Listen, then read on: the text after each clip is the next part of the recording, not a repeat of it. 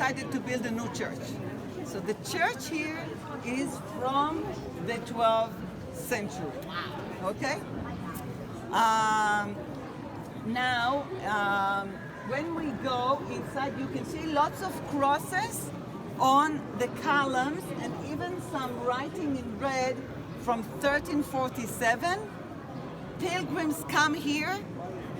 They want that everyone knows, especially God, that they visited here. If you do it today, it's vandalism. Right? But in perspective, I stop and talk about it, you know. Then we go, we enter the door, and you can see many crosses and names as well on the door. And we immediately turn to the right. There are steps leading up to the right. Okay? These steps are very uncomfortable because they are leading to the top of the hill of Golgotha.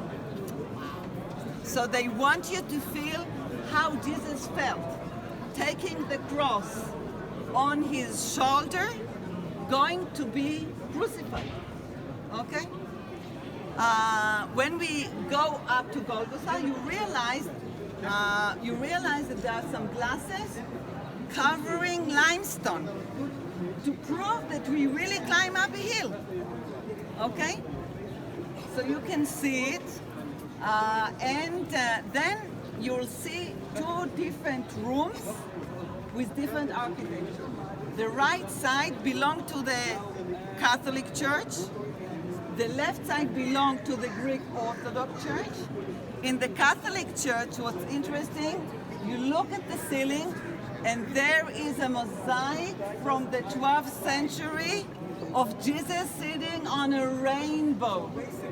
In the Byzantine art, this is the place of ascension.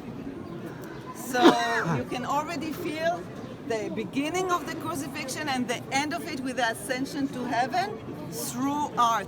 And it's one of the oldest art we can find in Israel, authentic one. This is how it was found. Wow. The rest of the ceiling is 20th century mosaic.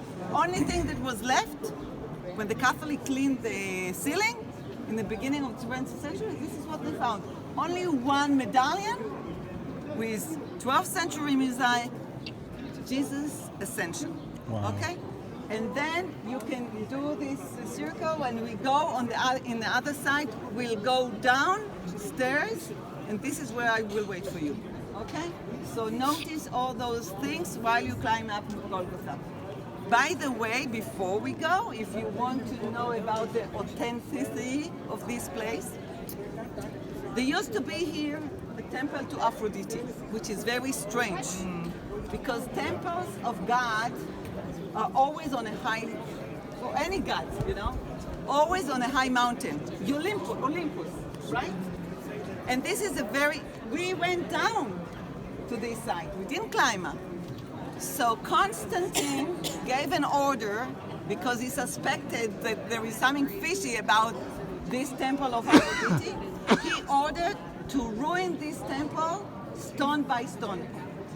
And when everything was taken apart, he found, and we have eyewitness of Eusebius, who lived in Caesarea.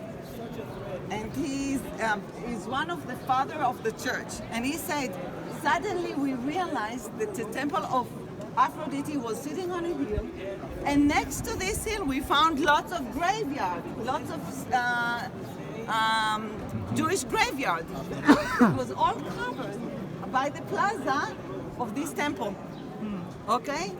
And therefore, we identify this site as the site of Golgotha and the site of crucifixion, because as you know the story, there was a garden, and next to the garden there was a Jewish cemetery.